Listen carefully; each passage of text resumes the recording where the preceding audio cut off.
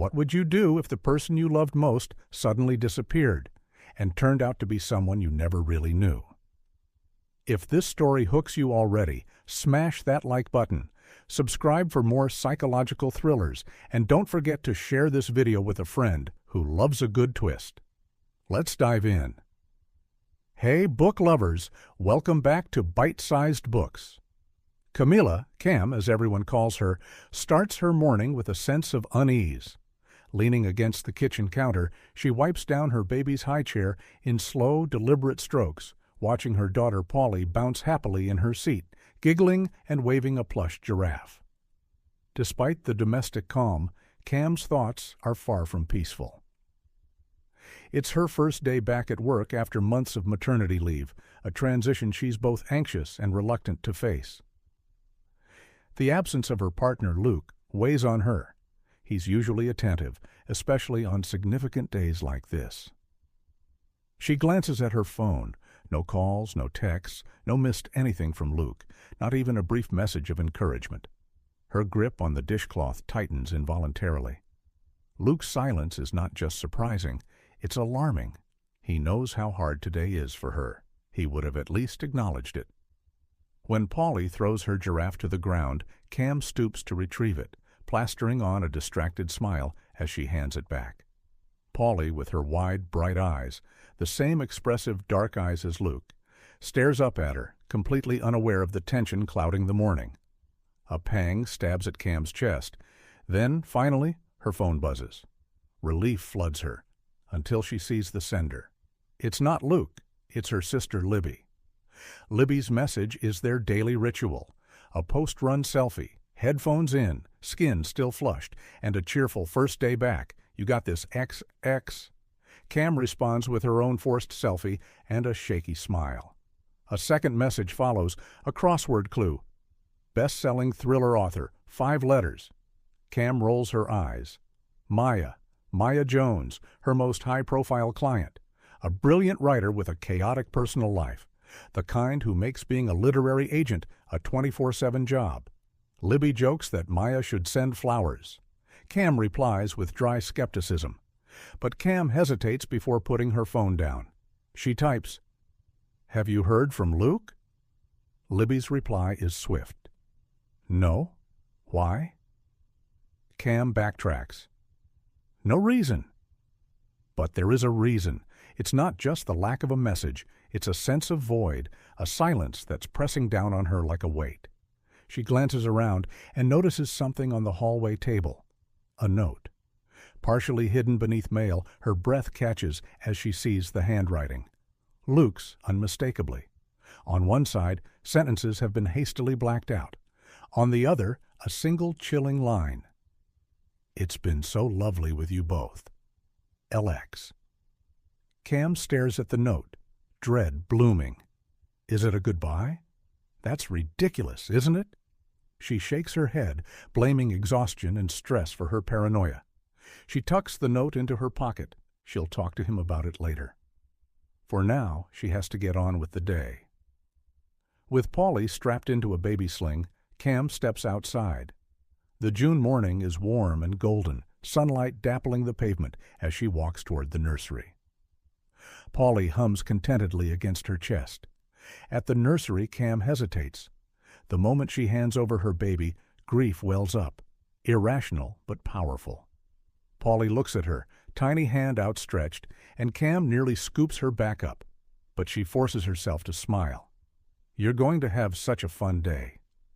Polly turns her attention to a bright toy, unaware of the emotional weight of the moment. Cam steps back, then glances at her phone again. Still no message from Luke. Then she notices something odd. His WhatsApp status. Last seen at 5:10 a.m. That was hours ago.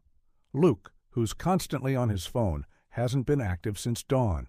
A ghostwriter by trade, sure, he could be deep in work. But Cam's intuition flares. Something is off. At her office, the familiar scent of ink and coffee offers temporary grounding. Her boss, Stuart, greets her with warmth and welcomes her back.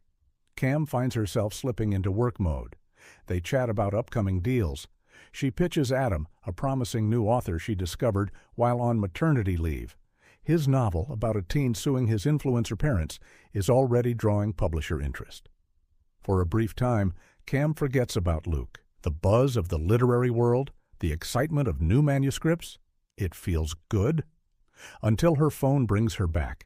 Still no message. She hesitates, fingers hovering over Luke's contact. What if he doesn't answer? Her mind drifts to the night before, sharing Jaffa cakes in bed, Paulie finally asleep. She had vented about her fears as a new mother. Luke had just listened, offering comfort, not solutions. If you're ever drowning, he'd said, you shout. Yeah, and I'll rescue you. She had laughed, kissed him, told him he was stuck with her. Now the memory feels like a goodbye she didn't understand. She finally types, "Where are you?" Just then her phone buzzes. Her heart leaps. But it's not Luke. It's Libby again. One word. Also. The pit in Cam's stomach deepens. Moments later, everything unravels. She feels lightheaded as she walks through the office lobby, struggling to stay upright.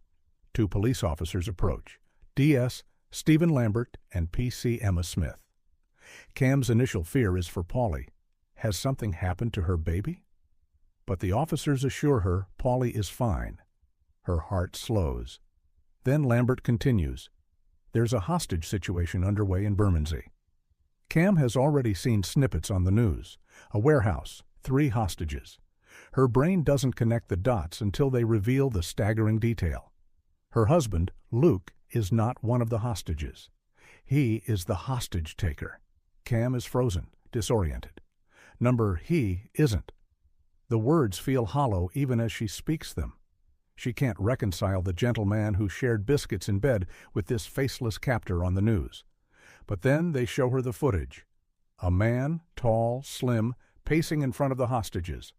She watches in disbelief. Then he turns to the camera, and there's no denying it. The scar on his forehead, the way he moves, his shoes. It's Luke. Panic takes over. Cam's hands tremble. She buries her face in them, trying to wake up from what must be a nightmare. Is this real? She whispers. Lambert nods. The evidence is overwhelming. Facial recognition software confirms it's Luke. His phone was traced to the warehouse before being switched off. Still, Cam clings to denial. Luke, the man she loves, the father of her child, can't have done this. As they leave the room, she notices Lambert's tattoos. One says, "Protect," another, wings inked across his back.